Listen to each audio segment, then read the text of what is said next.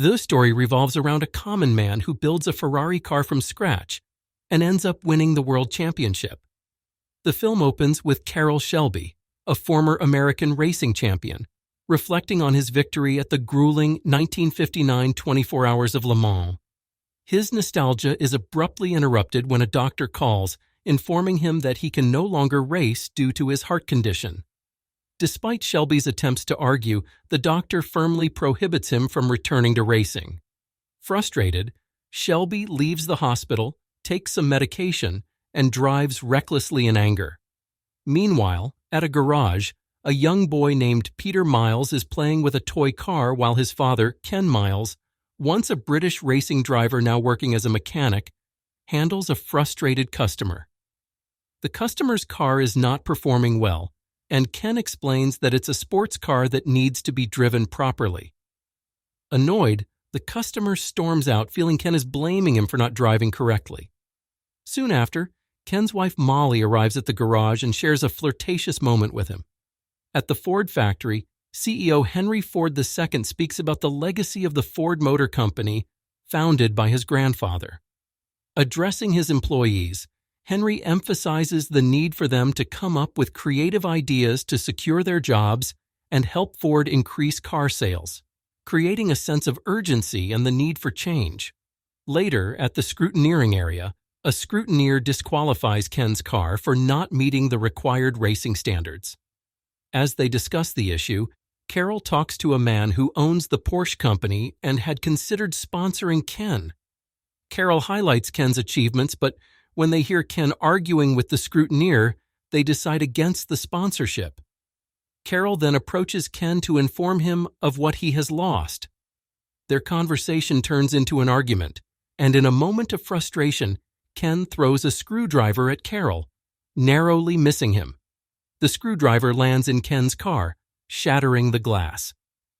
Despite this setback, Ken joins the race and ultimately wins. The Porsche owner witnesses Ken's victory, and Ken celebrates with his son, who had been watching the race, as they head off together. In the evening, Ken comes home carrying sleeping Peter in his arms. Molly tells him that the IRS has locked up their garage and asks if they are in serious trouble. Ken acknowledges the situation, but reassures her that he will soon find a solution for the family. The next day, Ken decides to quit racing and throws all his awards in the trash. Molly disagrees with his decision and urges him to reconsider. Meanwhile, Peter retrieves the awards from the trash and hides them under his bed.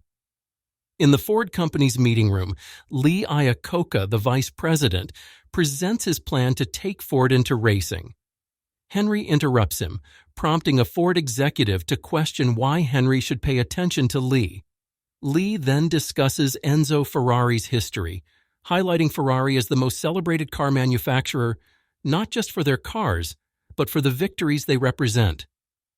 He points out that Ferrari's wins at Le Mans symbolize excellence. Lee argues that if Ford can beat Ferrari at their own game, Ford will have possibilities to be the leading car manufacturer. The next morning, Lee visits the Ferrari factory to meet Enzo Ferrari, the founder. He proposes a deal where Ford would control 90% of car production, while Ferrari would handle 90% of the racing division. Enzo takes his time reviewing the agreement and then asks if they would be allowed to compete in the Le Mans race. Lee firmly denies this, leading Enzo to reject the proposal. Enzo then mocks Henry and the Ford company. Later, Henry reads in the news that Fiat has bought Ferrari. Furious, he calls his team who went to Ferrari and demands a detailed report on what happened. After hearing the detailed mockery from Enzo, Henry becomes more determined than ever to defeat Ferrari. He decides to establish their own racing division and instructs his team to find the best engineers and drivers to secure victory at Le Mans. Following the order, Lee meets with Carroll in his office and informs him that Henry is determined to win the 24 Hours of Le Mans race against Ferrari. Henry wants Carroll to build the car for the competition. Carroll acknowledges Ferrari's impressive racing record, suggesting that beating them will be a tough challenge. However, he mentions a person who could give them a shot at winning, Ken Miles. That evening, Carroll discusses the proposition with Ken. He explains that Ken would need to build a racing car in 90 days. Ken initially mocks and questions whether Ford will let them build the car they want. Carroll does not respond to his question but invites Ken to attend the Mustang launch event on Sunday, where he can hear more about the race program. At the launch event, Ken arrives with Peter and, while examining the new Mustang, he openly criticizes it in front of Leo Beebe, Ford's senior vice president. Carroll then arrives and delivers a speech about partnering with Ford to create the fastest cars. After the speech, Ken takes his son and leaves the event. Later that evening, as Ken is heading home from work, Carroll picks him up. Molly watches them from the window. When they arrive at the airport, Carroll shows Ken a high-performance racing car. Ken drives the car around the airport while Carroll observes. After the test drive, Ken points out some issues with the car.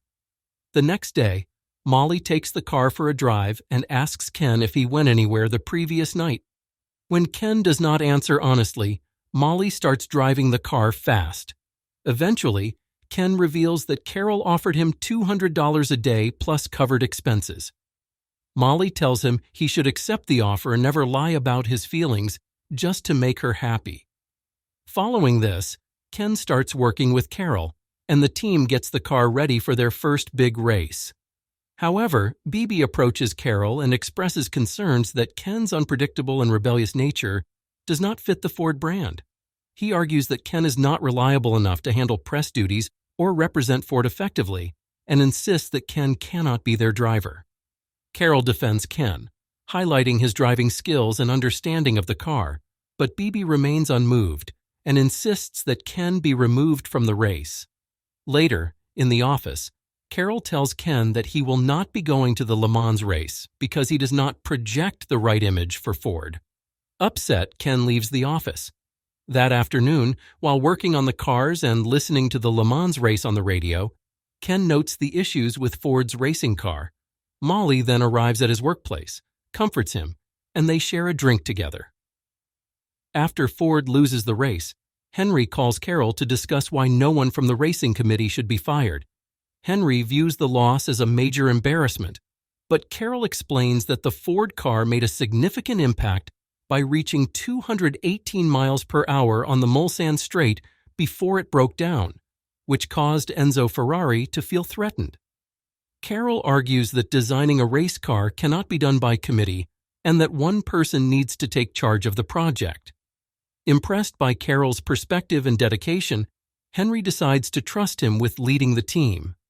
Carroll's leadership role is solidified as he takes charge of the racing efforts. With his new leadership role, Carroll decides that the first person he wants on his team is Ken. He visits Ken's house while Ken is returning from the grocery store. Carroll approaches him and tries to apologize for the previous issues, asking Ken to rejoin the team. However, Ken is not interested in listening and is still upset, leading to a physical altercation between them on Ken's front lawn. Molly, observing the fight, becomes frustrated with their childish behavior. She grabs a chair and sits down right in front of them, waiting for them to resolve their conflict. Eventually, both men, worn out from the fight, come to terms with each other and agree to work together again. In the next scene, Carroll and Ken continue working on developing their fast racing car. Carroll takes a break to spend some time with Peter, teaching him important lessons about what a racing driver needs to remember. After this father-son moment, Ken returns to his work. While Ken is practicing driving the race car, Carroll gets a call from Lee. Lee informs Carroll that Beebe will be taking charge soon and warns him to keep his composure when Beebe arrives at the workplace the next day. As Carroll is on the phone with Lee, Ken is busy testing the car. During one of the test drives, Ken experiences a serious problem when the car's brakes fail.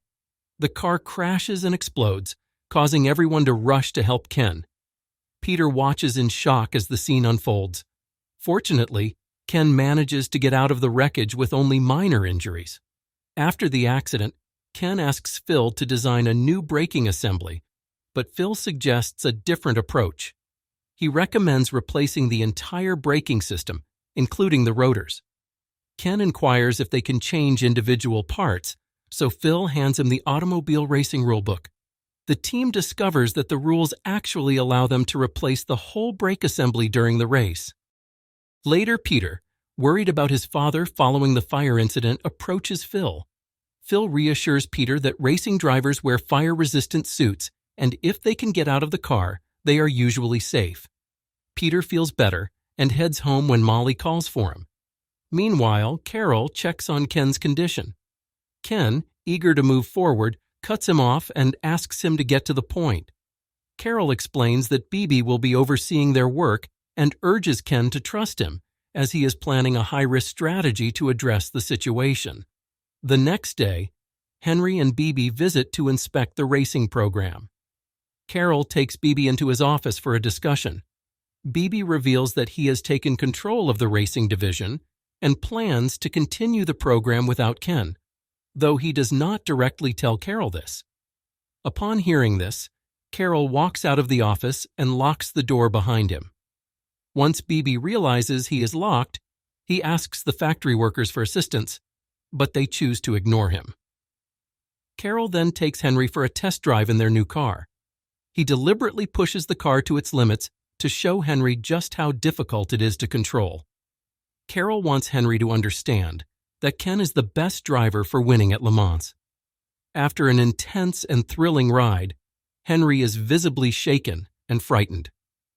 Carol makes a bold wager that if Ken wins the 24 Hours of Daytona, he will be allowed to race at Le Mans. However, if Ken does not win, Henry will gain full ownership of Shelby American, Carol's company. Carol arrives at Daytona, but Bibi has a second Ford entered with NASCAR team Holman Moody supporting it. While Ken is on the phone with his family from the racing field, Peter expresses his concern about the brakes. Molly also advises Ken to rest whenever he can. While Holman Moody's team has faster pit stops, Carol pushes his car's engine to 7,000 RPM, leading Ken to win the race. However, Henry and Bibi do not seem pleased with this outcome. Eventually, Shelby secures the deal with Henry, and Ken is finally confirmed to join Ford's program and compete in the upcoming Le Mans race. Later that night, Peter works on a map to track his dad's progress while he's racing in Le Mans. Ken shows Peter some tips for reading the map, then tells him to go to bed because he needs to head to France the next morning. The next morning, Ken travels to France for the race. That night, his sleep is interrupted by a drunk man shouting outside his hotel room. Unable to rest, Ken decides to go outside and take a walk around the racetrack. While there, he spots Carol sitting in the pit area. As Ken starts to look around the first corner, Carol advises him to get some rest and be ready for the race the next day. The next day, the Le Mans race begins with both Ford and Ferrari in attendance. Ken comments on how impressive the Ferrari looks, but Carol reminds him that looks are not everything in racing. As the commentators direct the racers to line up, Peter and Molly watch the excitement unfold from home. Henry and other officials start the race. At the beginning, Ken struggles with the car's door, and the initial phase is chaotic as cars in front of him collide and break down. This makes it difficult for Ken to focus on the race. After the first lap, Ferrari's number 21 car is in first place. Ken then reports an issue with his faulty door. The team attempts to fix it, but it does not work until Phil uses a mallet to quickly resolve the problem. Once the door is fixed, Ken refocuses and resumes racing, improving his position to 10th place and setting new lap time records. During a pit stop, Carol asks Ken if he can still take the lead. Ken questions whether the car is capable of it. As they discuss, a loud explosion signals that cars number 18 and 26 have collided. Shortly after, Ferrari number 20 also leaves the track following a crash with another vehicle. As dawn approaches, Henry and his wife head out for dinner. At the same time, rain begins to fall as Ken takes his position in the car. Carol grabs the stopwatch from the Ferrari team and uses it to keep track of the lap times. The commentator announces that Ken and the Ferrari are battling against the challenging conditions as they push their cars to the limit. Meanwhile, Bibi instructs a worker to display the RPM on a placard for Ken to see. Carol notices Bibi's scheme and luckily intervenes in time. Ken then experiences a sudden brake failure, allowing Ferrari to take the lead. During his pit stop, Ken's brake system is replaced. Although Enzo Ferrari protests their action, Carroll manages to convince the race officials that changing the brakes is allowed under the rules. The next day, the race continues with Ken still in action. Eventually, Ken overtakes the Ferrari, which begins to smoke, allowing him to take the lead. To everyone's surprise, Ford cars also secure the third and fourth positions. Henry returns after dinner to watch the race. Beebe then proposes to Carroll that Henry wants all three Ford cars to line up and cross the finish line together. This request angers Carroll, and when Ken learns about it, Carroll leaves the decision up to him. Ken, nearing the finish line, decides to slow down and wait for his teammates so they can all finish together. However, as the race concludes, Ken and Carroll discover they have been deceived when another driver is announced as the winner.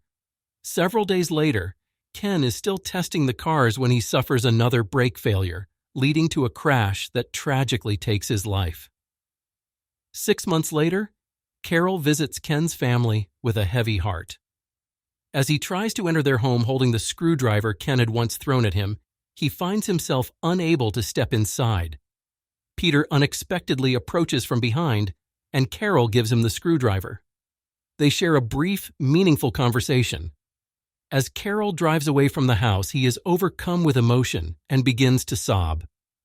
The movie ends with a narrative of their achievements where Shelby emerged as one of the most renowned sports car designers in history, while Ken earned a prestigious spot in the Motorsports Hall of Fame.